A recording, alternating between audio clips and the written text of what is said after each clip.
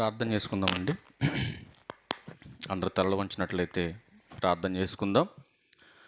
సకల ఆశీర్వాదాలకు కారణభూతుడు అయిన మా తండ్రి, మీ ఘనమైన ఉన్నతమైన శ్రేష్టమైన నామానికి, మీ ప్రియకుమారుడు మా అందరికీ లోకరక్షకుడైన క్రీస్తు వారి పేరట కృతజ్ఞతాస్తుతులు చెల్లిస్తా ఉన్నాను దేవా. ఎన్నో విలువైన సంగతులు తండ్రి నీ పిల్లలకు వివరించడానికి సిద్ధపడుతుండగా సమయోచితమైనటువంటి జ్ఞానాన్ని నాకు అనుగ్రహించండి. నీ పిల్లలు కేవలము వినేవారుగా ఉండి మోసపోక విత్తబడుతున్న మాటలో ఉన్న సత్యాన్ని గ్రహించటానికి ప్రతి ఒక్కరికి కూడా మంచి జ్ఞానాన్ని వారికి అనుగ్రహించమని కూడా అడుగుచున్నాను. ఈ ఆరాధన ముగిసే వరకును కూడా తండ్రి ఎలాంటి అల్లరను ఆటంకమును లేకుండా మీరే మా అందరికీ తోడుగా ఉండి ఆదరించి నడిపించమని త్వరలో మా కొరకు రానయ్యున్న మా ప్రభువును మీ ప్రియకుమారుడైన క్రీస్తు యేసు వారి పరిశుద్ధమైన నామములో ఈ ప్రార్థన మనవలన్నీ కూడా అడిగి వేడుకొనుచున్నాము తండ్రి, ఆమెన్. క్రీస్తునందు చేరువచ్చినటువంటి ప్రియులైన దేవుని పిల్లలందరికీ ప్రభువును రక్షకుడైన క్రీస్తు వారి పేరట నా ప్రత్యేకమైన వందనాలు తెలియజేస్తూ ఉన్నా. అలాగే మొదటి వర్తమానం అందించినటువంటి మనోజుకు కూడా నా వందనాలు తెలియజేస్తూ ఉన్నా. మంచి సమయాన్ని దేవుడు మనకు అనుగ్రహించి మరొక విలువైన సంగతిని తన గ్రంథంలో నుంచి నేర్చుకోవటానికి ఇంత మంచి సమయాన్ని మనకు అనుగ్రహించినటువంటి తండ్రి అయినటువంటి దేవునికి ప్రభు అయిన క్రీస్తు వారి పేరట నా కృతజ్ఞతాస్తుతులు చెల్లిస్తూ ఉన్నా. ప్రియులారా, ఈ సందర్భంలో ఒక ప్రాముఖ్యమైనటువంటి విషయాన్ని మనం నేర్చుకోవటానికి ముందు ఒక క్వశ్చన్ అడుగుతాను, ఆన్సర్ చెప్పాలి. మీరు ఒక క్వశ్చన్ అడుగుతాను, మీరు తెలిస్తే టక్మని చెప్పండి. తెలియకపోతే చేసేదేమో తెలియనట్టుగా చూస్తారు. తెలియకపోతే క్వశ్చన్ ఏంటంటే, ఈ సృష్టిలో ఉన్న వాటన్నిటికంటే కూడా నేను దేవుణ్ణే ఎక్కువగా ప్రేమిస్తున్నాను అన్నవారి చేతులు ఎత్తండి. ఈ సృష్టిలో ఉన్న వాటన్నిటికంటే కూడా నేను దేవుణ్ణే ఎక్కువగా ప్రేమిస్తున్నాను అన్నోళ్ళు ఉన్నారమ్మా? దేవుని కంటే నువ్వు దేన్ని ఎక్కువగా ప్రేమించినా ఆయన పనికిరావు. నువ్వు అర్థమవుతుందా? దేవుని కంటే ఎక్కువగా ఏది నువ్వు ప్రేమించినా దేవునికి నీ హృదయంలో స్థానం లేనట్టు. ఎప్పుడైతే నీ హృదయం దేవునికి స్థానముగా, ఇప్పుడే చూపించాడు కదా, మీ దేహమే దేవునికి ఆలయం. మరి మీ దేహము దేవునికి ఆలయంగా ఉండాలనంటే నీ దేహము ఎలా ఉండాలి? పరిశుద్ధంగా ఉండాలి. నీ దేహము పరిశుద్ధంగా ఉండాలంటే నువ్వు దేవుణ్ణి మాత్రమే ప్రేమించడానికి అర్హత కలిగి ఉంటావు. నీ దేహం పరిశుద్ధమైంది కాకపోతే ప్రేమ అనేటటువంటి మాటకు నీలో స్థానం లేదు. అందుకే దేవుడు తన విలువైనటువంటి మాటలు తన పిల్లలకు నేర్పించటానికి తన గ్రంథంలో రాయించి ఈరోజు మీతో మాట్లాడుతున్నటువంటి ఒక మొట్టమొదటి మాట మీరు చదివించాను ఆల్రెడీ, మళ్ళీ చదివిస్తున్న అవసరాన్ని బట్టి. చూద్దాం ఒకసారి. ఇర్మియా గ్రంథం 6వ అధ్యాయం 10వ వచనం. ఇర్మియా గ్రంథం ఒక్కరు చదవండి, అందరు జాగ్రత్తగా వినండి. విందురని నేను ఎవరితో మాట్లాడేదను. ఒక్క నిమిషం అక్కడ ఆగుదాం ఒక్క నిమిషం. విందురని నేను ఎవరితో మాట్లాడేదను. ఇప్పుడు వినటానికి మీకు మనసుండి మీరు సిద్ధంగా ఉంటే నేను చెప్పేది జాగ్రత్తగా మీరు వింటారు. వినటానికి మీరు సిద్ధంగా లేకుండా ఏదో ఆచారబద్ధంగా ఇక్కడికి వచ్చి కూర్చొని ఆదివారం కాసేపు మందిరంలోకి వచ్చి కూర్చొని వెళ్ళకపోతే ఎలా అండి, ఎప్పటి నుంచో మా తాతల తండ్రుల నుంచి అలాగే మేము వచ్చి కూర్చొని వెళ్ళిపోతున్నామని ఒక ఆచారబద్ధంగానో సాంప్రదాయబద్ధంగానో నువ్వు మందిరానికి వచ్చి ముసుకేసుకొని కూర్చొని వెళ్ళిపోయినంత మాత్రాన దేవుని కొరిగేది ఏమీ లేదు నీ వల్ల. అందుకే జాగ్రత్తగా మీరు ఏమని చేయాలంటే, ఆయన అంటున్నాడు ఇశ్రాయేలీయులతో ఇర్మియా ప్రవక్త చేత, విందురని నేను ఎవరితో మాట్లాడేదను. మీరు వింటే కదా ఇప్పుడు నేను మాట్లాడగలిగేది. నెక్స్ట్ రెండో మెసేజ్, మీరు వినటానికి మీ మనసు సిద్ధంగా లేకపోతే నేను ఎంతసేపు చెప్పినా ఉపయోగం ఉందా?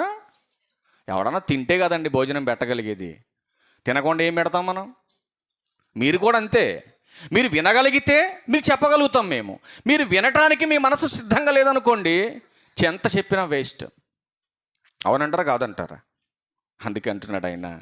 చూడండి ఏమంటున్నాడు. ఎవరికి సాక్ష్యం ఇచ్చదనో వారు వినుటకు తమ మనసును సిద్ధపరచుకొనరు గనుక వినలేకపోయిరి. ఇప్పుడు అడుగుతున్నాను నేను, ఎంతమంది వాక్యాన్ని వినటానికి తమ మనసును సిద్ధపరచుకొని ఎదురు చూస్తున్నాం? చేతులు ఎత్తండి, ఇప్పుడు మీ కుడి హస్తాలు ఎత్తండి. ఎంతమంది వాక్యాన్ని వినడానికి మీ మనసును సిద్ధపరచుకొని సంసిద్ధంగా ఉన్నారు?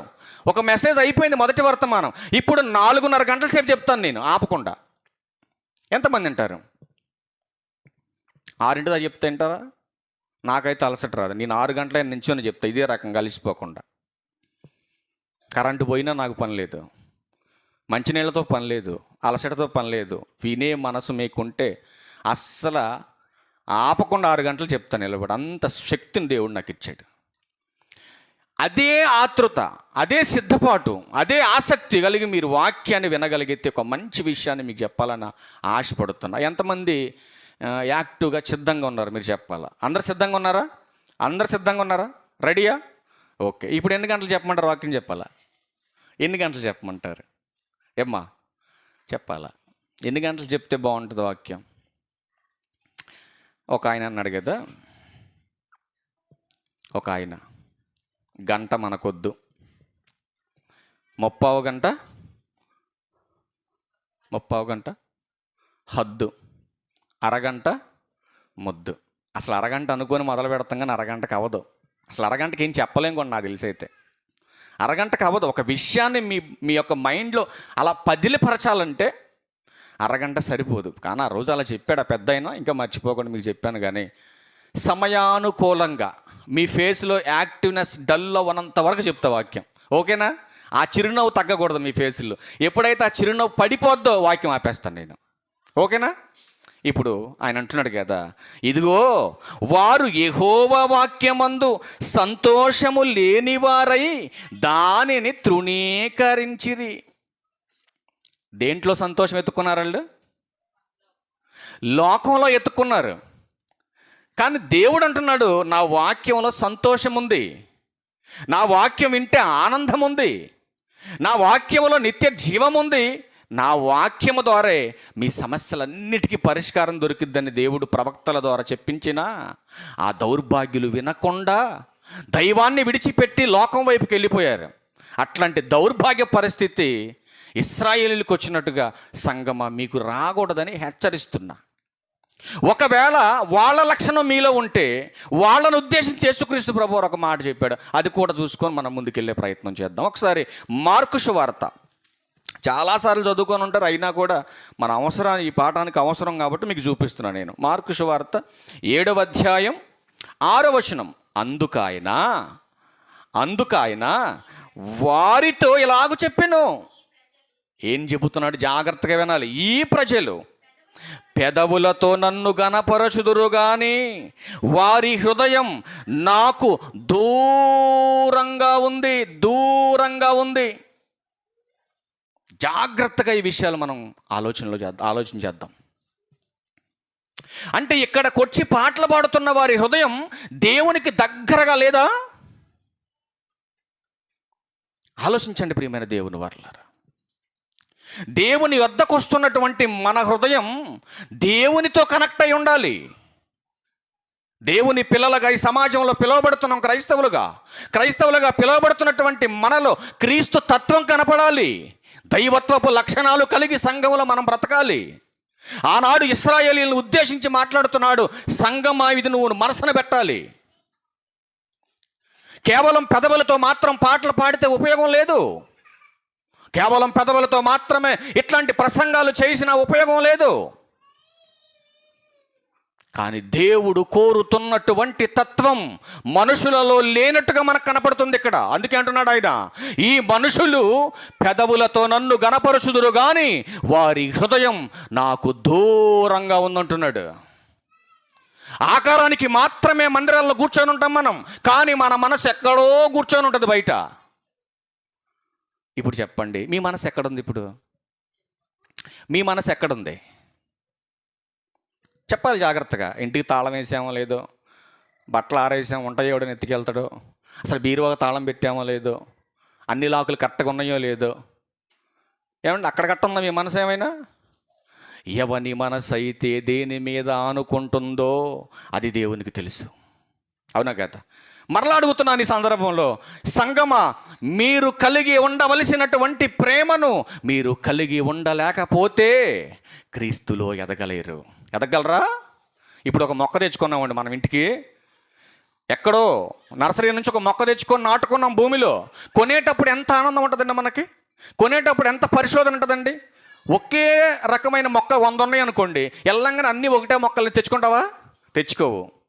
మొక్కలో ఎంత యాక్టివ్నెస్ ఉందో గమనించుకుంటాం మనం. మొక్క బాగుందా లేదా, మొక్క బాగుందా లేదని చూసుకొని మొక్క ఎత్తుకుంటా తెచ్చుకుంటా, తెచ్చిన తర్వాత ఏ స్థానంలో పెడితే ఇది అడ్డు లేకుండా ఎదుగుద్దో చూసుకుంటావు. ఆ నాటే అంతవరకు ఉన్న ఇంట్రెస్ట్ నాటిన తర్వాత పట్టించుకోకపోతే మీరు ఆలోచించండి. మొక్కను తెచ్చుకున్నావు, నాటుగా ఉన్నావు, నాటినటువంటి మొక్కని పట్టించుకోకపోతే ఎదుగుద్దా మొక్క? ఒకవేళ ఎదిగినా నువ్వు అనుకున్నటువంటి ఫలాలు ఇచ్చే సమయానికి అది సరి అయినటువంటి ఫలాలు ఇవ్వలేక పాడైపోతుంది. దేవుడు కూడా అంతే. రక్షణలోకి వచ్చినటువంటి నీవు తా రక్షణను కొనసాగించాలంటే క్రీస్తు యొక్క సత్యాన్ని, ఆయన ప్రేమను మనం అవలంబించాలి. అందుకే సంఘానికి చెప్తున్నాడు పౌలు గారు. చూడండి ఒకసారి ఆ మాట.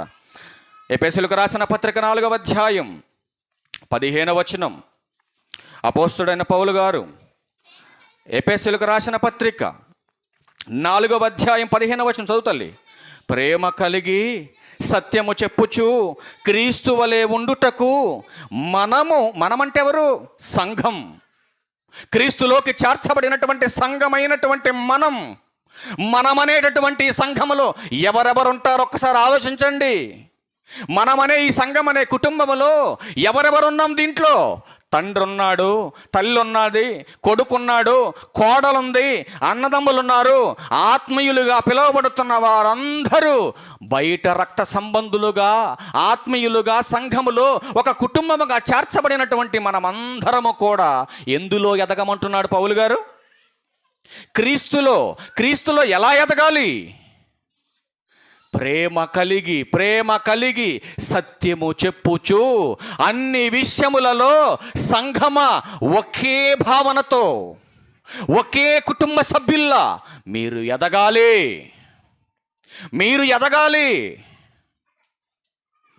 మనం ఎదగాలంటే సత్యము మాత్రమే చెబితే సరిపోదు. మనం ఎదగాలంటే మనకు అవసరమైంది ప్రేమ కావాలి.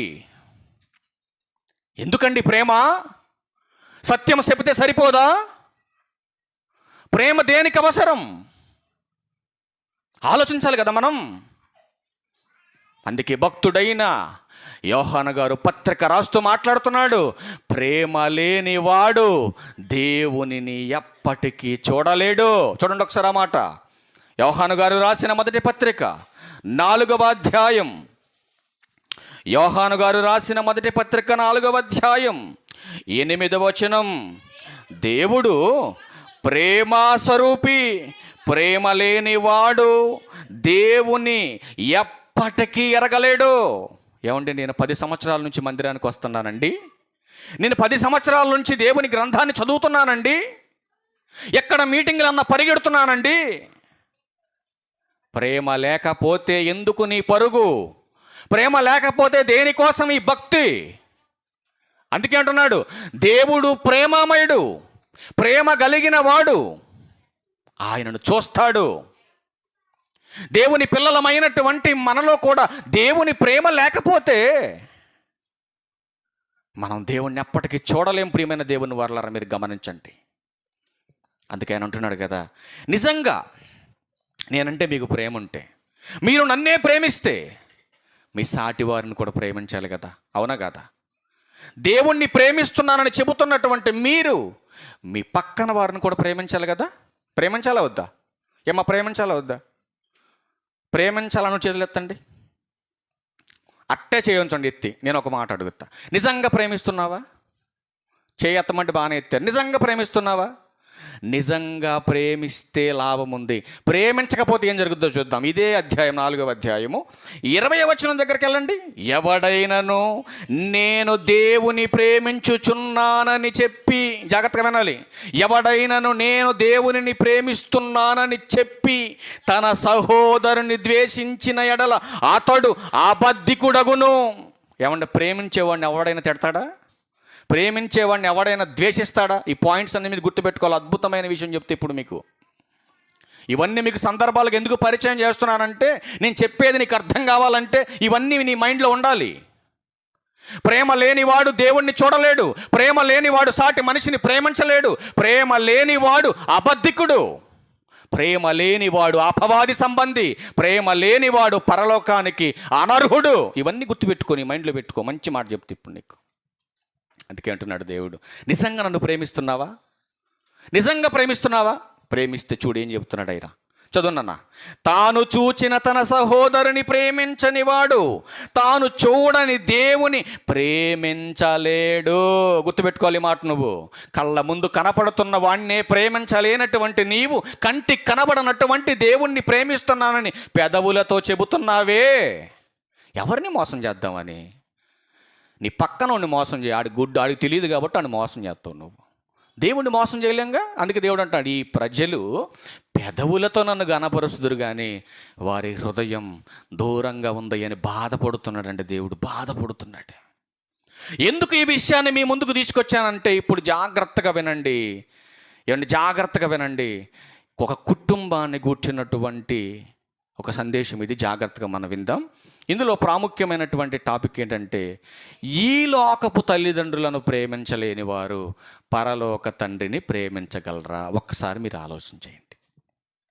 కొన్ని మాటలు మనం త్వరగా చూద్దాం. ఎందుకంటే చాలా చోట్ల చూస్తున్నటువంటి పరిస్థితుల్ని ఉద్దేశించి ఈ విషయాన్ని క్రైస్తవ కుటుంబములో అపవాదికి చోటిచ్చి దేవుడు కోరుకున్నటువంటి ప్రేమను మరచి నాశనానికి వెళ్ళిపోకూడదనే భావనతో, ప్రేమతో దేవుడు తన మహాజ్ఞానాన్ని మీ ముందుకు తీసుకొచ్చి నేర్పించడానికి ఒక గొప్ప అవకాశాన్ని మీకు కలిగించాలని మీరు సంతోషంతో ఈ మాటలు మీరు వినాలని ప్రభు పేరట మీకు మనవి చేస్తాను. తండ్రి అయినటువంటి దేవుడు ఐగుప్తు బానిసత్వంలో ఉన్నటువంటి ఇశ్రాయేలీల్ని ఐగుప్తు బానిసత్వం అనేటటువంటి ఆ బానిస బ్రతుకుల్లో నుంచి బయటకు తీసుకొచ్చిన తర్వాత మోషే అనే మహానాయకుడిని ఎన్నుకొని వాళ్ళకి కొన్ని ఆజ్ఞలు ఇచ్చాడు. ఎన్ని ఆజ్ఞలు అవి? ఎన్నమ్మా? 10 ఆజ్ఞలు ఇచ్చాడు. 10 ఆజ్ఞలలో కుటుంబ వ్యవస్థను గూర్చి, ఈ సమాజాన్ని గూర్చి మొట్టమొదటి ఒక ఆజ్ఞ ఉందండి. ఏంటి ఆజ్ఞ అది? మీరు ఆగితే పిల్లోళ్ళు చెప్తారు బ్రహ్మాండంగా, ఎందుకంటే 10 ఆజ్ఞలు బాగా నేర్చుకున్నారు వాళ్ళు. అవునా? 10 ఆజ్ఞలలో దేవుని కోసం ఇచ్చినవి 4, మిగతా 6 మన కోసం ఇచ్చినవి. మన కోసం ఇచ్చినటువంటి ఆజ్ఞలలో మొట్టమొదటి ఆజ్ఞ ఒకటి ఉంది. ఏంటి ఆజ్ఞ? చూద్దాం ఒకసారి నిర్గమాకాండం 20వ అధ్యాయం తీయండి. కొంచెం జాగ్రత్తగా, కొంచెం రెఫరెన్స్లు ఎక్కువ ఉంటే కొంచెం జాగ్రత్తగా రాసుకోండి తల్లి. నిర్గమాకాండం 20వ అధ్యాయం 12వ వచనం. నీ దేవుడైన యెహోవా నీకనుగ్రహించు దేశములో నీవు దీర్ఘాయుష్మంతుడగునట్లు నీవు నన్నే ఆరాధించాలన్నాడా? జాగ్రత్తగా పాయింట్ చేసుకోండి మీరు. నీవు దీర్ఘాయుష్మంతుడగునట్లు మొదట నీ తండ్రిని, మొదట నీ తల్లిని నువ్వు సన్మానించాలి. చూసారండి, కుటుంబ వ్యవస్థకు దేవుడిచ్చిన మొట్టమొదటి ఆజ్ఞలలో ఈ ఆజ్ఞ చాలా జాగ్రత్తగా కూతురు కానీ కొడుకు కానీ జాగ్రత్తగా మనసు పెట్టి అనాలి. ఈ భూమి మీద దేవుడు దీర్ఘాయుష్మంతుడుగా నువ్వు ఉండాలని కోరుకొని ఒక ఆజ్ఞ నీకు ఇచ్చాడు, ఒక అవకాశాన్ని నీకు కల్పించాడు దేవుడు. ఏంటనంటే, నీ తల్లిని నీ తండ్రిని మొట్టమొదటిగా నువ్వు సన్మానించాలి, వాళ్ళని గౌరవించాలి, వాళ్ళని ప్రేమించాలి. ఎంతమంది కొడుకులు కూతుళ్ళు తమ తల్లులని ప్రేమిస్తున్నారో ఆలోచించండి. ఇంట్లో ఉన్న తండ్రిని ప్రేమించకుండా, ఇంట్లో ఉన్నటువంటి తల్లిని గౌరవించకుండా, వాళ్ళని ద్వేషించి ఎక్కడికొచ్చి నేనుండాలేనయ్యా, నేను బ్రతకాలేనయ్యా. నిజంగానే నువ్వు ఉండలేవు, బతకలేవు. ఎందుకంటే నేను నరకాన్ని పంపిస్తాడు ఆయన. నీకు పోయే కాలం దగ్గరకు వచ్చింది కాబట్టి ఆ పాట పాడుతున్నావు నువ్వు. ఇంటికాడ తండ్రిని గౌరవించకుండా, తల్లిని ప్రేమించకుండా, దేవుని మాటను గైకొనకుండా, నీకు నచ్చినట్టుగా బ్రతికి ఎక్కడికొచ్చి ముసుకేసుకొని పాడతావా? ఇక్కడికొచ్చి భక్తుల్లా చలామణి అవుతావా?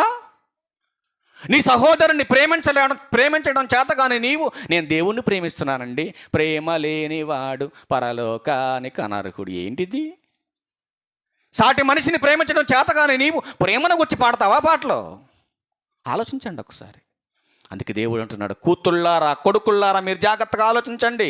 నీ కళ్ళ ముందు కనబడుతూ నీకు జన్మనిచ్చిన తల్లిని తండ్రిని ప్రేమించలేని మీరు నన్ను ప్రేమిస్తున్నానని సమాజంలో చెప్పుకొని తిరుగుతున్నారా?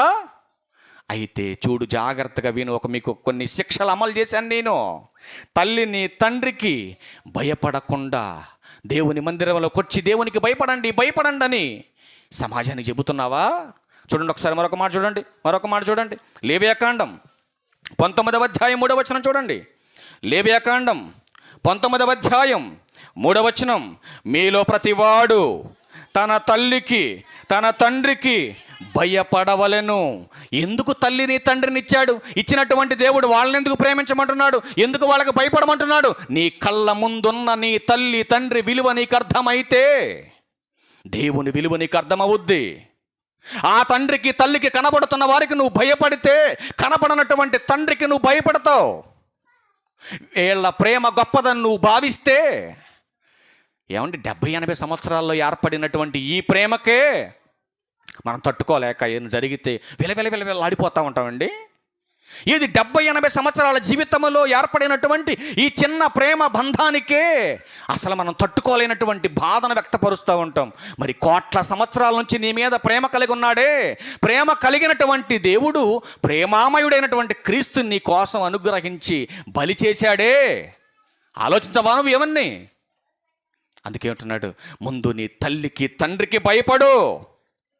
నేను నియమించిన విశ్రాంతి దినములను ఆచరింపవలెను. నేను మీ దేవుడైన యెహోవాను. ఏమంటే నీ తల్లికి తండ్రికి భయపడకుండా నా విశ్రాంతిలోకి రావద్దు నువ్వు. నీ తల్లికి తండ్రికి నువ్వు భయపడకుండా నా మందిరంలోకి, నా సన్నిధిలోకి రావద్దు నువ్వు. జాగ్రత్తగా వినండి ప్రియమైన దేవుని వర్లారా. సన్మానించాలి, గౌరవించాలి, వాళ్ళకి భయపడాలి. కానీ ఏం చేస్తున్నారు ఈరోజు కొడుకులు? ఏం చేస్తున్నారు సమాజంలో తల్లిదండ్రుల పట్ల? చూడండి ఒకసారి. ఏం చేసుకుంటే నీకేంటయ్యా? మా అమ్మ కదా, మా నాన్న కదా, వాళ్ళు చేసేయని నీకు తెలిసేంటి? అందుకే మేము కొట్టేది, అందుకే మేము తిట్టేది, అందుకే మేము నోరు బారేసుకునేది. ఒళ్ళు దగ్గర పెట్టుకొని దేవుడు రాయించాడు. ఒకసారి నిర్గమాకాండం 21వ అధ్యాయం 15వ వచనం చూడు. తల తండ్రినైనను తల్లినైనను, అందరి బైబిల్ అదే ఉందా? అందరి బైబిల్ అదే ఉంది తల్లి, అందరి బైబిల్ అదే ఉంటుంది. ఎందుకంటే ఇది దేవుని గ్రంథం. ఇది నువ్వు రాసుకునే పనికి మాలిన గ్రంథం అయితే నీకు నచ్చినట్టుగా రాసుకుంటావు నువ్వు. ఇది దేవుడు రాయించినటువంటి జ్ఞానం ఇది. అందుకే అందరి బైబిల్లో ఒకేలా ఉంటుంది. చూడండి జాగ్రత్తగా. తన తండ్రినైనను తల్లినైనను కొట్టువాడు నిశ్చయముగా మరణ శిక్ష నొందును. జాగ్రత్తగా వినాలి. తన తల్లినైనను తండ్రినైనను ఎవడైనా, కూతురైన కొడుకైనా చెయ్యి చేసుకుంటే, ఎవడైనా కొడితే ఏ శిక్ష చెప్పాడు? మరణ శిక్ష.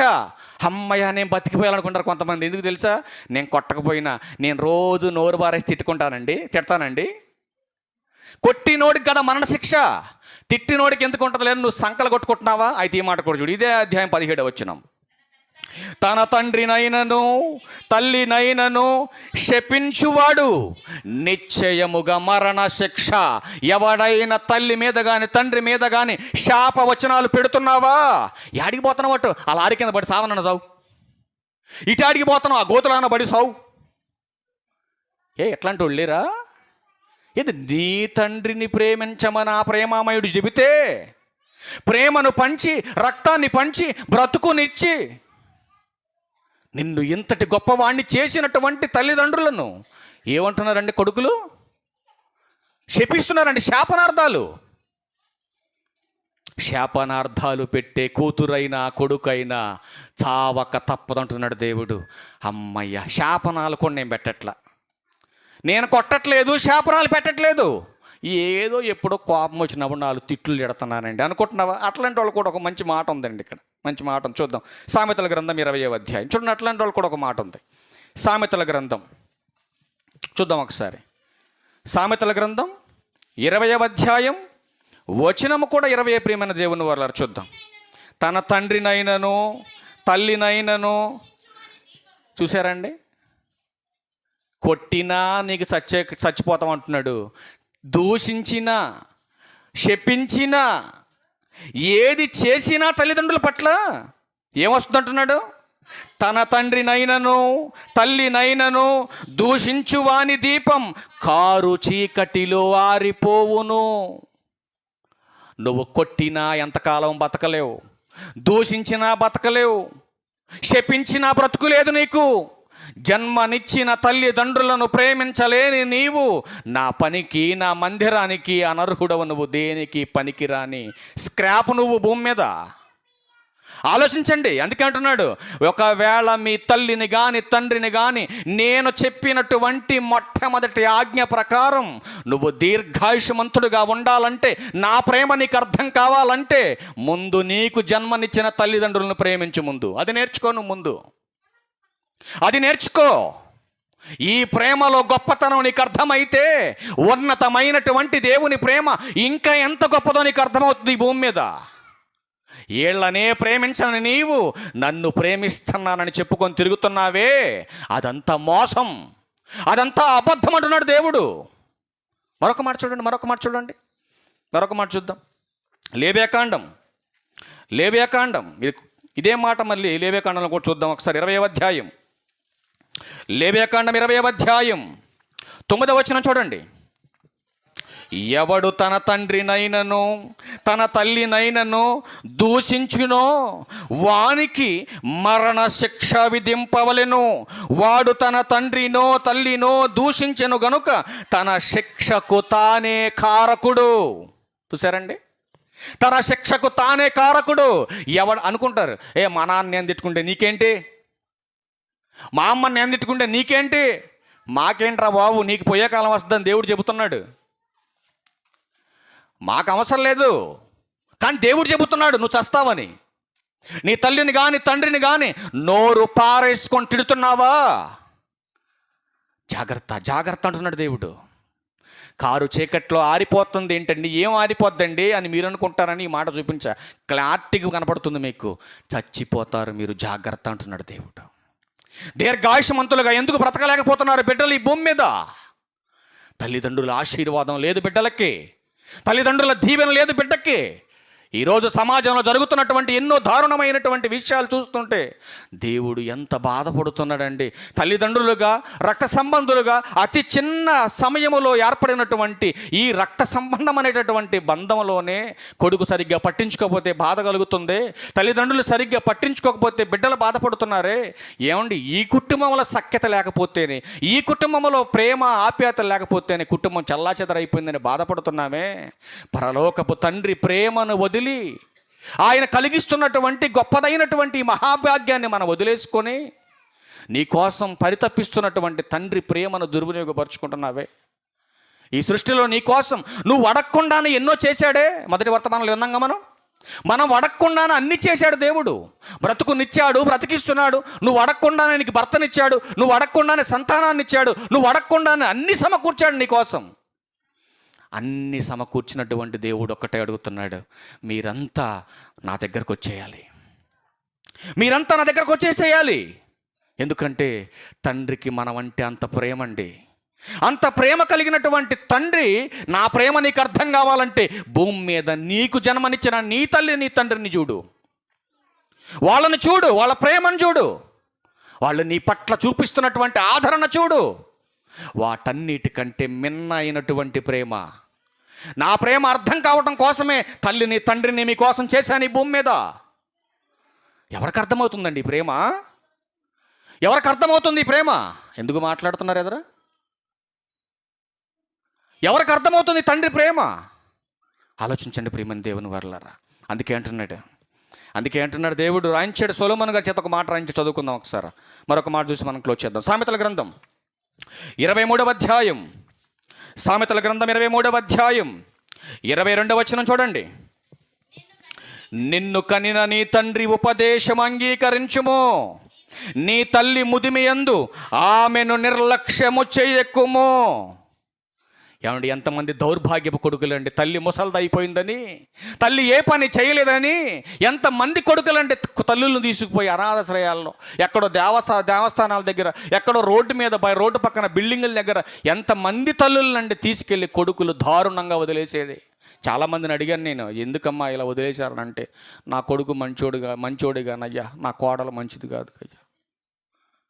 నీ కోడల వల్ల నీ కొడుకు వదిలేశాడు అమ్మా.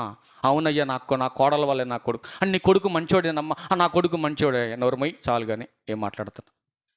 కోడలు మంచిది కాదా? కొడుకే మంచోడా? తల్లి ప్రేమ చూడండి. అనాథగా రోడ్డు మీద విడిచిపెట్టినా కూడా తన కొడుకే గొప్పడు అనుకున్నటువంటి పిచ్చిదండి తల్లి. ఓ తల్లిని చూపిస్తా మీకు. ప్రొజెక్టర్ తీసుకురాలేదు కానీ ఈరోజు ఒక వీడియో చూపిస్తా. కళ్ళమ్మ నీళ్ళు వస్తాయి మీకు. తల్లి రూపాయి దాచుకొని, పెన్షన్ వస్తుంది కదండి, పాపం రూపాయి కూడబెట్టుకొని దాచుకుంది మహాతల్లి. దాచుకుంటే ఆ పెన్షన్ డబ్బులు గుంజుకుపోవాలని చెప్పి, ఆ పెన్షన్ డబ్బులు తీసుకుపోవాలని చెప్పేసి ఎన్ని రోజుల నుంచి వేధిస్తున్నాడు ఆ మహాతల్లిని. ఎంత వేధించినా కూడా నేను ఇవ్వనంది అనుకుంటా. పాపం రోడ్డు మీద జుట్టు పట్టుకొని ఈడ్చుకుపోతున్నాడండి. ఈడ్చుకెళ్ళుకుంటా కొడుతున్నాడు తల్లిని.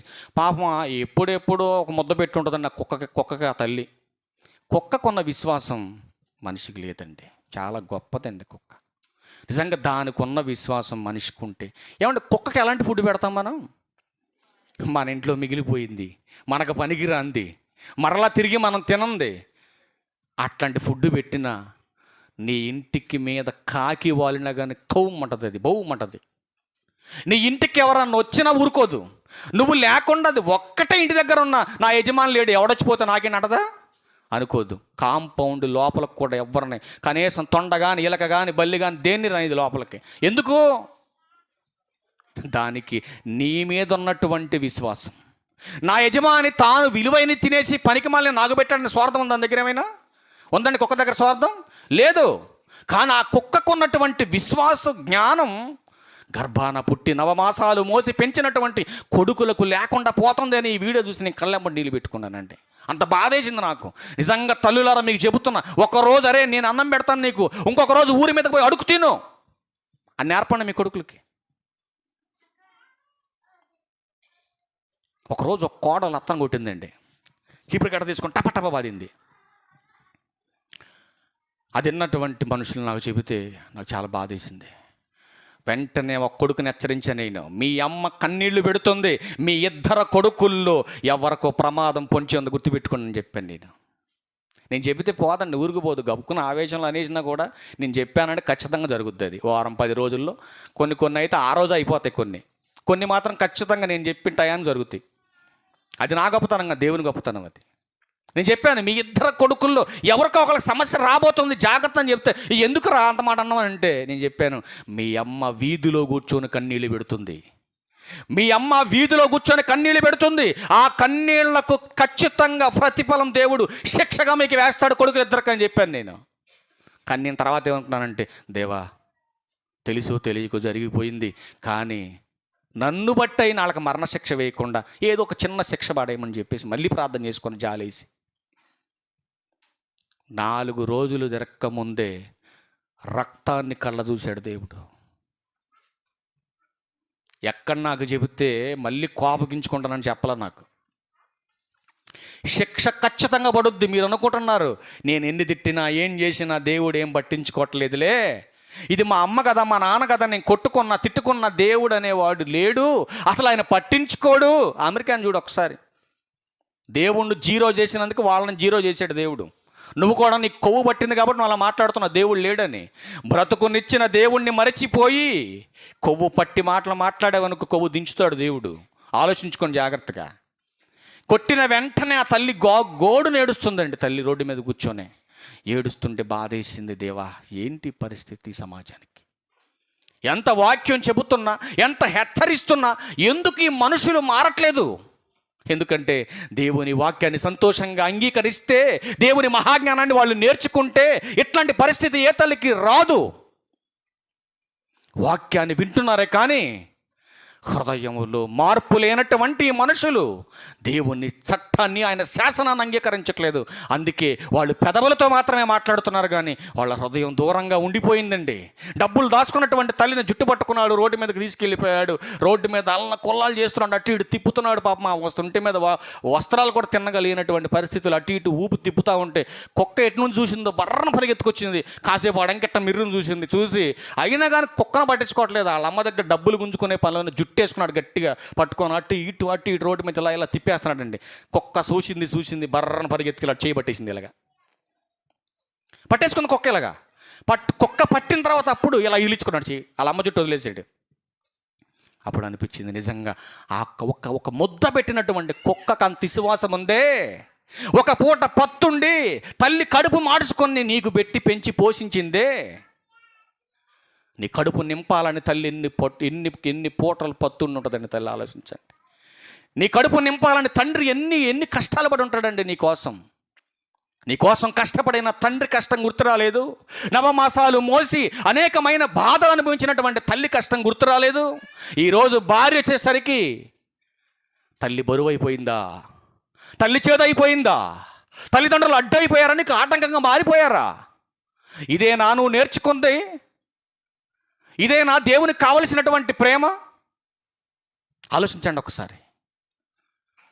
అందుకే ఎంత నచ్చని మాటలు మాట్లాడుతున్న మా అమ్మ నాన్న దగ్గరికి వచ్చేసరికి అసలు వాళ్ళు ఇంకా చిన్నపిల్లల్లో కనపడతారు. ఇందాక వచ్చినప్పుడు కూడా మా నాన్న వాళ్ళ అమ్మ మీద అరుతుండ. మళ్ళీ అరుతుంటే ఒకటే అన్న నేను, మా నాన్నకి ఇలా సీరియస్గా చూశాను. నేను చూసేలా కానీ అర్థమైపోయింది కోపం వచ్చింది వీడికని. సైలెంట్ అయిపోయాడు. రాత్రి అందరం కలిసి ఇలా కూర్చున్నామండి భోజనానికి. మేము ఎప్పుడు కూడా అందరం అందుబాటులో ఉంటే అందరం కలిసి తింటాం భోజనం. ఎప్పుడు కూడా నలుగురు కింద కూర్చొని తింటాం. టేబుల్ మీద కూర్చోకుండా కింద కూర్చొని తింటాం నలుగురు. ఇలా తినే సందర్భంలో మా పిల్లలిద్దరు వాళ్ళ అమ్మ మీద సెటైర్ వేసేసరికి ఒకేసారి నాకు ఒక్కసారి అలా అందోళ్ళు, నాన్న తప్పు మాట్లాడారు, మీరు తప్పు మాట్లాడారు, సారీ చెప్పండి అమ్మకి, సారీ చెప్పారా లేదు? ఇద్దరు చెప్పారా? ఇక్కడే ఉన్నారండి, ఇద్దరితో చెప్పించా. అమ్మ సారీ కప్పుకుని అనేసాం మేము. ఎప్పుడైనా నోరు బారేసుకుంటే తల్లి మీద వెంటనే సారీ చెప్పు. తల్లి దగ్గరికి వెళ్ళి అమ్మ పొరపాటున అనేసాను, ఏదో కోపం మీద, ఏదో డ్యూటీ వల్ల, లేకపోతే ఏదో బయట అనేకమైన వ్యాపారాల వలన ఏదో ఒక దాని మీద నేను చాలా అలసిపోయి వచ్చానమ్మా. ఆ టైంలో ఇంటి దగ్గర పరిస్థితి బాగోక గప్పుకుని అనేసానమ్మా, క్షమించమ్మా అని చెప్పేసానంటే తల్లి ఎంత జాలి హృదయం అంటే తల్లిది అంత జాలి అంటే. ఎంత కోపంలో నువ్వు అన్నా కూడా అంటుంది ఆ తల్లి, అంటుంది కదా, నా కొడుకు మంచోడేనండి, నా కోడలు మంచిది కదా అంటుందండి తల్లి. ఏమ్మా నీ కొడుకు మంచోడు అంటున్నావు, మరి మంచోడైన వాడు మరి ఇక్కడ ఎందుకు వదిలిపెట్టాలా రోడ్డు మీద నిన్ను అని అంటే ఏం చేస్తామయ్యా, మరి కోడల మాట వినాలి కదా కొడుకు, అందుకే తీసుకొచ్చి ఇక్కడ వదిలేసాడయ్యా అంటే, మరి ఎక్కడ ఉంటామా మనం అని అంటే, ఇదిగోయ్యా ప్రభుత్వం వాళ్ళు కట్టించిన బస్ షెల్టర్ ఉందకయ్యా, ఈ బస్ షెల్టర్లో ఉంటానయ్యా. మరి ఉంటావమ్మా, ఎట్ట నీ బతకానంటే ఏం చేస్తామయ్యా, పొద్దున్న లేచి ఆ కొట్టు తిరిగి అడుక్కుంటానయ్యా అంటున్నా తల్లి. పాప, ఒక తల్లి అడుక్కునే పరిస్థితి వచ్చిందంటే కొడుకుగా నువ్వు బతికుండి ఏంటయ్యా లాభం భూమి మీద ఆలోచించు. ఒక తల్లి భిక్షాటం చేస్తుందంటే నువ్వు బతికి ఎవడికి లాభం?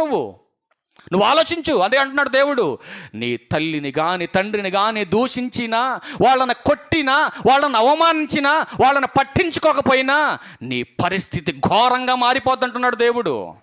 అందుకే అంటున్నాడు, నీ తల్లిని అస్సలు నిర్లక్ష్యం చేయకు. ఎప్పుడు నిర్లక్ష్యం చేయకూడదు? వృద్ధాప్యమందు నిర్లక్ష్యం చేయకు. ఏమంటే తల్లి ఆ బిడ్డకు జన్మనిచ్చిన వెంటనే ఆయన వదిలేసింది అనుకో, నిర్లక్ష్యం చేసి ఉంటావా? ఈరోజు నువ్వు ఉండేవాడువా? నువ్వు ఎప్పుడో చచ్చిపోయి కొన్ని సంవత్సరాలు అయిపోయేది నువ్వు చచ్చి. తల్లి గర్భంలోంచి వచ్చిన తర్వాత తల్లి నీ కోసం ఎన్ని మానుకుందయ్యా, నీ కోసం ఎన్ని మానుకొని, ఎన్ని తినకూడనవి తినకుండా నీ కోసం కూడబెట్టి, నీ కోసం ఎన్నోసార్లు పత్తులుండి, ఎన్నో బాధలు పడి, తన కష్టార్జితమంతా నీ కోసమే పెట్టి నిన్ను పెద్దోడిని చేసి గొప్పవాడినిగా చేస్తే ఈరోజు తల్లి అక్కర్లేదా నీకు? తండ్రి అక్కర్లేదా నీకు? ఎక్కడి నుంచి వచ్చింది ఈ ప్రాపర్టీ అంతా నీకు? ఒక భార్యను చేసుకోవడానికి ఈ ఆకారాన్ని పెట్టింది ఎవరు? దేవుడు కదా పెట్టింది, నీ తల్లిదండ్రులు కదా పోషించింది నిన్ను. ఇదంతా మరిచిపోయి తల్లిని నిర్లక్ష్యం చేస్తున్నారు. అలా నిర్లక్ష్యము చేస్తున్న వాళ్ళని గురించి దేవుడు ఏమంటున్నాడు చూడండి. ఇదే సామెతల గ్రంథం చూడండి, తల్లిని నిర్లక్ష్యం చేస్తున్నావా? సామెతల గ్రంథం ఎవరు నిర్లక్ష్యం చేస్తారో చెబుతున్నాడు. సామెతల గ్రంథం 17వ అధ్యాయం 25వ వచనం చెబుతున్నాడు. చూడండి, 25వ వచనం. సామెతల గ్రంథం 17:25. బుద్ధిహీనుడగు కుమారుడు తన తండ్రికి దుఃఖము తెచ్చును, తన్ను కనిన దానికి అటివాడు బాధ కలగజేయును. ఎవరంటే బాధ తెచ్చేది? బుద్ధిహీనుడు, జ్ఞానము లేనివాడు. ఎవడైతే బుద్ధిహీనుడిగా మారిపోయాడో అట్లాంటి బుద్ధిహీనుడు ఏం చేస్తాడంటే తన తండ్రికి దుఃఖం తీసుకొచ్చి పెడతాడు. అట్లాంటి బుద్ధిహీనుడే తల్లికి దుఃఖాన్ని తీసుకొచ్చి పెడతాడు. ఈ లోకంలో ఉన్న తల్లిని తండ్రిని దుఃఖపరుస్తున్నావు నువ్వు. ఇలా దుఃఖపరుస్తున్నటువంటి నీవు నా సన్నిధికి రావటానికి నీకు అర్హత లేదు. నా గురించి పాడటానికి అర్హత లేదు నీకు, ప్రార్థించడానికి అర్హత లేదు నీకు. ఎందుకంటే ఏళ్ల ప్రేమ తెలియని నువ్వు నా ప్రేమను ఎలా తెలుసుకుంటావయ్యా నువ్వు? అందుకే మాట్లాడుతున్నాడండి దేవుడు. మరొక మాట చూడండి. నీకు జన్మనిచ్చిన తల్లిని కానీ తండ్రిని కానీ ఎలా చూసుకోవాలో చెబుతున్నాడు. సామెతల గ్రంథం 23వ అధ్యాయం 25వ వచనం చూడండి. సామెతల గ్రంథం 23వ అధ్యాయం చూడండి. నిన్ను కనిన నీ తండ్రిని, అదేనమ్మా 23:25, 25 చదువుతుంది. నీ తల్లిదండ్రులను నీవు సంతోష పెట్టవలెను, నిన్ను కనిన తల్లిని ఆనందపరచాలి. నీకు జన్మనిచ్చినప్పుడు నువ్వు బాలుడుగా ఉన్నప్పుడు నీ తల్లి నిన్ను ఎంత ఆనందపరిచిందో, ఒడిలో ఉన్నప్పుడు బుడిబుడి నడకలు నడుస్తున్నప్పుడు చేత్తో పట్టుకొని ఎంత ఆనందపరుస్తూ నిన్ను ఆనందపరుస్తుంది, తల్లి ఆనందపడుతుంది. ఇదే పరిస్థితి వాళ్ళకి వృద్ధాప్యం వచ్చినప్పుడు నువ్వు ఆనందపరచాలి, వాళ్ళని ఆనందపరచాలి. ఆనందపరచకుండా ఆవేదనను మిగులుస్తున్నావంటే నిజంగా నువ్వు జ్ఞానివా అజ్ఞానివా? ఆలోచించండి ప్రియమైన దేవుని వారలారా. దేవుడు కోరుతున్నట్టుగా ఈరోజు పిల్లలు లేరు సమాజంలో. అందుకే అంటున్నాడు, ఇదిగో నేను పిల్లలను పెంచి గొప్పవారినిగా చేస్తే వాళ్ళు నా మీదే తిరుగుబాటు చేస్తున్నారు. ఏమండి, ఒక పిల్లోడు, ఒక కూతురు, ఒక కొడుకు మన మీద తిరుగుబాటు చేస్తే ఇంత బాధపడుతున్నాం. కోట్ల మంది పిల్లలు దేవుని మీద తిరుగుబాటు చేస్తున్నారు. మరి దేవునికి ఇంకెంత బాధ ఉంటుంది మీరు ఆలోచించండి. ఎందుకు దేవుని మీద తిరుగుబాటు చేస్తున్నారు? ఎందుకు తల్లిదండ్రులను ఈరోజు నిర్లక్ష్యం చేస్తున్నారు అంటే బుద్ధిహీనులుగా మారిపోయారు, దుష్ట సంతానంగా మారిపోయారు, పాపిష్టి జనంగా మారిపోయారు. అట్లాంటి వాళ్ళంతా ప్రార్థనకు వచ్చి మళ్ళీ నీతి మాటలు చెబుతూ ఉంటారు. ఎడకొచ్చి ఏంటయ్యా ఒరిగేది దేవునికి నీ వల్ల? మరి కొంతమంది కొడుకులు ఉన్నారండి, గొప్ప గొప్ప కొడుకులు, వాళ్ళ దండం పెట్టాలి. వాళ్ళకి తల్లికి వస్తున్న పెన్షన్ డబ్బులు కూడా గుంజుకుపోయి తినే కొడుకులు ఉన్నారండి. గొప్ప గొప్ప కొడుకులు, కూతుళ్ళు వాళ్ళు ముందే అనుకుంటున్నారు, ఇద్దరు అక్క చెల్లెళ్ళు, అమ్మకి పెన్షన్ వస్తుందిగా, వచ్చే నెలలో ఏం చేద్దాం చెల్లె, నీకు వెయ్య నాకు వెయ్య, మరి అమ్మకి ఎంత? అమ్మకి 2000. అమ్మ అసలు 2000 రూపాయలు కూడా ఏం చేసుకుంటుంది? దానికి వెయ్యిద్దాంలే, ఎందుకంటే మళ్ళీ మనకు అవసరం కదా. చెరు 1500 తీసుకుందాం మన ఇద్దరం. చెరు 1500 తీసుకుంటారా? ఇది అమ్మకి చెరువు ఒక 1500 ఇస్తున్నట్టుగా పంచుకుంటున్నారు వీళ్ళిద్దరు. ఇక్కడ ఒక కొడుకు అంటున్నాడు, ఏంటి మరి ఇంకా అప్పు కట్టలేదు ఏంటంటే, ఇంకా మా అమ్మకి ఫంక్షన్ రాలేదండి. నువ్వు మరి ఊరి మీద ఆంబోతులో నువ్వు తిరగండి మరి బయటపెట్ట. ఓ షాపోడు అడుగుతున్నాడు, ఏమయ్యా ఇంకా అప్పు కట్టలేదని అంటున్నాడు కదా. మా అమ్మకి ఫంక్షన్ రాలేదండి, ఈ డప్పు కట్టడానికి వాళ్ళ అమ్మకి ఫంక్షన్ సంబంధం ఏంటండి? ఈ డప్పు కట్టాలంటే వాళ్ళ అమ్మకి ఫంక్షన్ రావాలా? అప్పుడు దాకా ఊరి మీద ఆంబోతులా వీడు తిరుగుతూ ఉంటాడు. చూడండి ఎంత ఘోరంగా ఉన్నారు సమాజంలో చూడండి. అందుకే మరొక మాట చూద్దాం. సామెతల గ్రంథం 28వ అధ్యాయం 24వ వచనం చూడండి.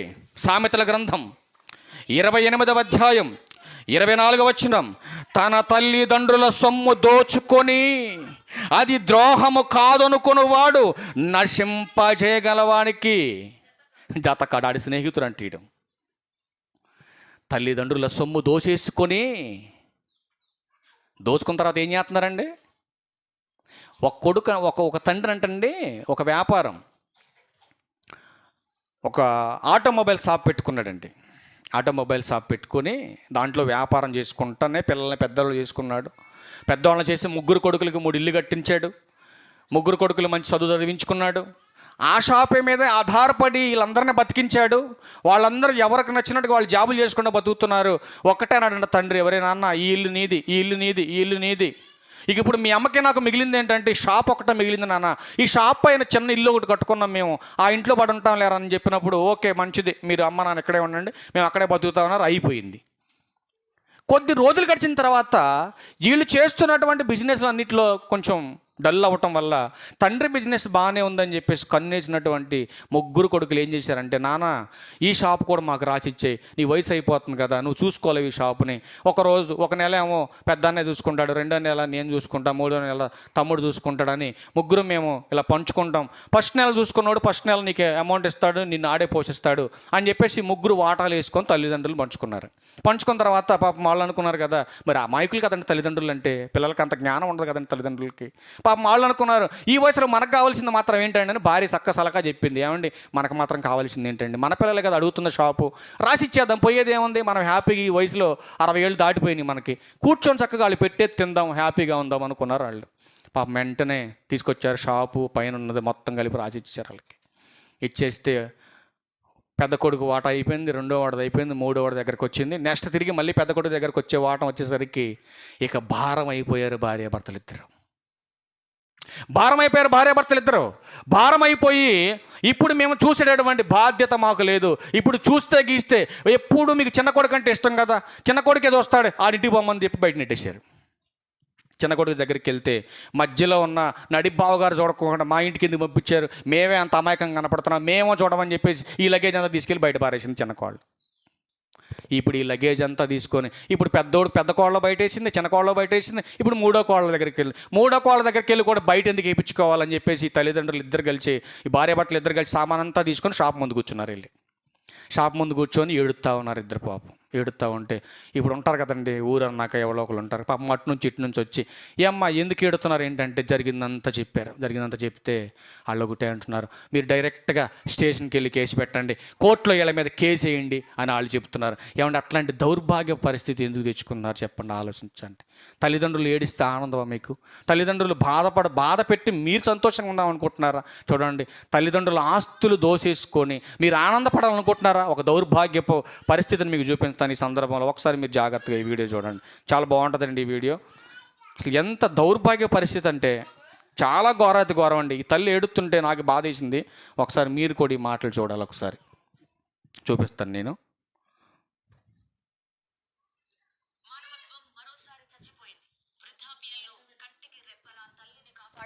కొడుకు ఆమెను రోడ్డున పడేశాడు. చూడండి, ఈ ఘటన భువనగిరిలో చోటు చేసుకుంది.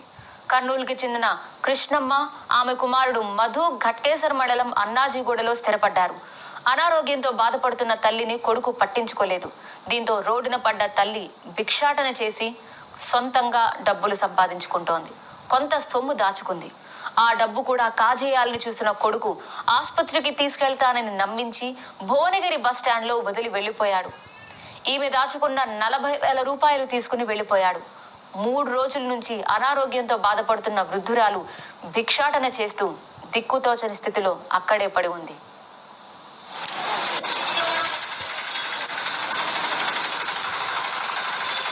ఆ తల్లి మాట్లాడుతుంది అండి, ఒకసారి ఏం మాట్లాడుతుంది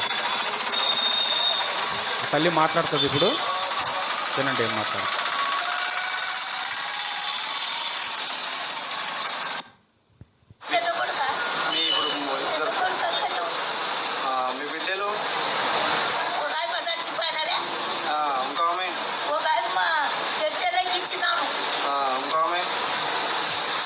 హమ్మింగ్ వస్తుంది కానీ ఆ తల్లి చెబుతూ ఏడుస్తుందండి, నా బిడ్డలు నన్ను హాస్పిటల్ కని తీసుకొచ్చేసి వదిలేసి వెళ్ళిపోయారని చెప్పేసి ఆ తల్లి న్యూస్ మీడియా వాళ్ళతో చెప్పి ఏడుస్తూ బాధపడుతూ ఉందండి. హాస్పిటల్ కని చెప్పి హాస్పిటల్లో నేను చూపిస్తానని చెప్పేసి మా అమ్మగారు దాచుకున్న డబ్బులన్నీ తీసేసుకొని హాస్పిటల్లో చూపించకుండా నడి రోడ్డు మీద వదిలేసి వెళ్ళిపోతే ఆ తల్లి గోడుని ఏడుస్తుందండి రోడ్డు మీద కూర్చొని. ఇట్లాంటి పరిస్థితి ఎందుకు ఏర్పడుతుంది తల్లిదండ్రులకి మీరు ఆలోచించండి. అందుకే దేవుడు తన విలువైన మాటలు, తన మహాజ్ఞాన సంగతులు, ఇట్లాంటి పరిస్థితులు మీకు రాకూడదని తండ్రులారా తల్లులారా ముందు మీరు నేర్చుకోండి. మీరు నేర్చుకున్న ఈ మహాజ్ఞానాన్ని నీ పాఠశాల, నీ ఒడిలో పాఠశాల, ఒడనే పాఠశాలలో ఉన్నప్పుడే ఈ మహాజ్ఞానాన్ని వాడి హృదయములోకి పంపిస్తే, వాడికి మీరు నేర్పిస్తే, వాడు పెద్దవాడైనప్పుడు నిన్ను దూరం చేసుకోడుగా. వాడు పెద్దవాడైనప్పుడు వాడికి నీ విలువ తెలుస్తుందిగా. వాడు నిన్ను తోసిపుచ్చుకోడుగా. వాడు దూరంగా నిన్ను పెట్టడగా. భార్య వస్తే దూరంగా పెట్టాలని ఉందా? చెప్పిందా బైబిల్ ఎక్కడైనా? ఒకడు అన్నాడు, ఒక పనికిమాలినుడు, తల్లిని తండ్రిని విడిచి భార్యను ఎత్తుకోమని చెప్పాడు కానీ వాడు పిచ్చోడు. అది అది అది కాదు దాని అర్థం అని చెప్పాను అడిగి నేను. తల్లిని తండ్రిని విడిచి భార్యను ఎత్తుకోమన్నటువంటి మాట మీ తల్లిని తండ్రిని తీసుకెళ్ళి రోడ్డు మీద వదిలేయమని కాదు దేవుడు చెప్పింది. ఇది అర్థం కానటువంటి ఈ పనికి మాలినటువంటి మనుషులు కన్న తల్లిని అక్రమంగా రోడ్డు మీద వదిలేసిపోతున్నారే. మరొక దుర్మార్గుడిని చూడండి, ఎంతసేపు, ఒక్క నిమిషం, ఒక్క సెకండ్ చూపిస్తా మీకు. ఒక్కరిని చూపిస్తా చూడండి. ఆడు ఎంత దుర్మార్గుడండి, ఎంత దుర్మార్గుడు, అంత దుర్మార్గుడు అంటాడు. ఒకసారి చూడండి ఆ వీడియో కూడా చూడండి. ఏం చేస్తున్నాడు తల్లిని? కుక్క వస్తుందండి ఈ సందర్భంలో. కుక్క వచ్చింది చూడండి ఒకసారి.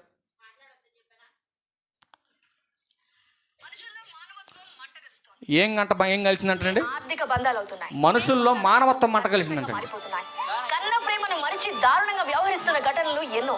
తల్లిదండ్రులు బతికుండగానే వారిని మానసికంగా, శారీరకంగా హింసిస్తున్నారు కొంతమంది పిల్లలు. కన్న తల్లి అని కూడా చూడకుండా ఈడ్చి పడేశాడు ఈ కసాయి కొడుకు. కనీసం ఒక పెంపుడు కుక్కకు ఉన్న విశ్వాసం కూడా ఆ కొడుకు లేకుండా పోయింది. తాజాగా చాలండి, మీకు కుక్క కావాలంటే కుక్కను చూపిస్తా. లాస్ట్లో వస్తుందండి కుక్క. అదిగో వచ్చింది చూడండి. ఆమెను కొడుతున్న సమయంలో కుక్క వచ్చింది, ఆపడానికి ప్రయత్నించింది. అంటే మనం చూసిన అదృష్టం చూడండి. ఒక ముద్దేసినటువంటి కుక్కకున్న విశ్వాసం కూడా ఎవరికి లేదు, కొడుకు లేదండి. ఎంతో కష్టపడి అల్లారు ముద్దుగా పెంచుకున్నటువంటి కొడుకులు తల్లిదండ్రుల విలువ తెలియకుండా దుర్మార్గంగా ప్రవర్తిస్తున్నారు. అది నీ ఆయుష్కు, నీ ఆరోగ్యానికి, నీ పరపతికి మంచిది కాదు. అది ఈరోజు నువ్వు చేస్తున్న ప్రతి పనిలో కూడా అభివృద్ధి కావట్లేదంటే అర్థం నీ తల్లి కన్నీళ్లు పెడుతుంది. నీ తల్లిని ఆనందపరచవలసినటువంటి ఈ వయసులో ఒక అనాథగా, ఒక భిక్షాటనం చేస్తున్నటువంటి బెచ్చగత్తెలను ఉంచుతున్నావంటే నీకు పోయే కాలం దగ్గరకు వచ్చిందని రాసుకో. నువ్వు దేవుడు చెప్పింది ఏది కూడా ఊరకనే పోదండి. దేవుడిచ్చిన ఆయుష్ కాలం ఎంతండి? 91 మనం చదువుకున్నాం ప్రారంభంలో. 10వ వచనం ఆయన మాట్లాడుతున్నాడు. 70 లేక 80. ఈ 70-80 సంవత్సరాల జీవితంలోనే నీకు జన్మనిచ్చినటువంటి తల్లిదండ్రులను గౌరవించని, ప్రేమించని దౌర్భాగ్యుడు నువ్వు. నీకెలా వస్తుందయ్యా పరలోకం? నీకెలా వస్తుంది పరలోకం? ఒక తండ్రిని ప్రేమించడం తెలియదు, తల్లిని ప్రేమించడం తెలియదు, వాళ్ళని ఎలా ఆదరించాలో నీకు తెలియదు. అలా తెలియనటువంటి నువ్వు ఇక్కడికి వచ్చి ఏంటి చేసేది భక్తి పేరట? అందుకే దేవుడు బాధపడుతున్నాడు. ఈ లోకపు తల్లిదండ్రులను ప్రేమించలేని వారు నన్ను కూడా ప్రేమించలేరు అంటున్నాడు ఆయన. ఆ మొదటి ఆజ్ఞలో నువ్వు ఫెయిల్ అయితే బెస్ట్. అందుకే అంటున్నాడు దేవుడు, నిజంగా నన్ను ప్రేమిస్తున్నావా? అలా నన్ను ప్రేమించగలిగిన నువ్వు మొట్టమొదటిగా నీ తల్లిని తండ్రిని ప్రేమించు. క్రీస్తు వలె ఉండుటకు మనం అన్ని విషయాల్లో ఎదగాలంటే క్రీస్తు కూడా తల్లిని ప్రేమించాడు. అంత కఠినమైన వేదనలో, బాధనలో ఉన్న కూడా ఆయన ఒక్కటే చెప్పాడంటే తల్లి గురించి, ఇదిగో యోహాను, ఇదిగో నీ తల్లి, ఇదిగో నీ కొడుకు. బాధ్యత, ఒక బాధ్యత కలిగినటువంటి కొడుకుగా ఈ సమాజానికి ఒక మాదిరి చూపించాడు. ఉందా బాధ్యత ఈ కొడుకులకి? నిజంగా ఇప్పటి వరకు నువ్వు పొరపాటు చేస్తే క్షమాపణ అడిగి వెళ్ళి మీ తల్లిని, లేదంటే ఏ క్షణంలో నీ దీపం ఆరిపోతుందో నీకు తెలియదు. దేవుడు రాశాడు శాసనం. అడుగు తల్లిని వెళ్ళి, ఎక్కడ నా బిడ్డల భవిష్యత్తు పాడైపోద్దో జోకేసినందుకని చెప్పేసి క్షమాపణ చెప్పించాను రాత్రి నేను. కోడలుగా బాధ్యత లేదా నీకు? అదే నీ తల్లిదండ్రులైతే, అదే పరిస్థితి నీ ఇంట్లో ఉన్నటువంటి నీ అన్న భార్య నీ తల్లిదండ్రుల్ని బయటికి గెంటేస్తే ఆలోచించండి. మీ అమ్మ మీ నాన్న మాత్రం మీ అన్న వదిన ఇంట్లో పెట్టుకోవాలి, ఇక్కడ ఉన్నటువంటి వారు మాత్రం బయటికి గెంటేయాలి. ఇదేనా నువ్వు నేర్చుకున్న జ్ఞానం? ఇదేనా నువ్వు నేర్చుకునే జ్ఞానం? మీ అమ్మ మీ నాన్న వస్తేనేమో ఇంట్లో బెడ్ మీద పడుకోబెట్టాలా, మీ అత్త మామొస్తే వాకిట్లో పడుకోవాలా? ఏందండి ఇది? ఇదేనా నేర్చుకుందా నువ్వు? ఇదేనా నేర్పిస్తుంది జ్ఞానం? ఆలోచించండి ప్రియమైన దేవుని వారలారా. నిజంగా దేవుణ్ణి మేము ప్రేమిస్తున్నామని మీ గుండె మీద మీరు చెయ్యేసుకొని చెప్పగలగాలంటే ముందు నీ చుట్టూ ఉన్న వాళ్ళని ప్రేమించు. నీ ఇంట్లో ఉన్న నీ తల్లిని, నీ తండ్రిని ప్రేమించు, వాళ్ళని గౌరవించు. ఆ తర్వాత మందిరానికి రా. వాళ్ళ ప్రేమే నీకు అర్థం కానప్పుడు మందిరానికి వచ్చిన ఉపయోగం ఏముందయ్యా? నీకు ఎలా అర్థమవుతుంది దేవుని ప్రేమ? అందుకే ప్రేమపూర్వకంగా మీ అందరికీ మనవి చేసేది ఏంటంటే, దేవుణ్ణి ప్రేమిస్తున్నానని నోటితో చెబుతున్నా నువ్వు హృదయపూర్వకంగా నీ తల్లిని, తండ్రిని సన్మానించు, ఆ తర్వాత దేవుణ్ణి ప్రేమించు అని ఒక అద్భుతమైనటువంటి ఆలోచనాత్మకమైన విషయాన్ని ఈరోజు మీతో పంచుకోవడానికి దేవుడు నాకు ఇచ్చినటువంటి గొప్పదైన సమయానికే దేవునికి కృతజ్ఞతాస్తుతులు చెల్లిస్తూ ఆసక్తిగా విన్న మీ అందరికీ ప్రభు పేరట నా వందనాలు తెలియజేస్తూ ఈ నా మాటలు ముగిస్తా ఉన్నా. అందరికీ వందనాలు. Thank you. మనం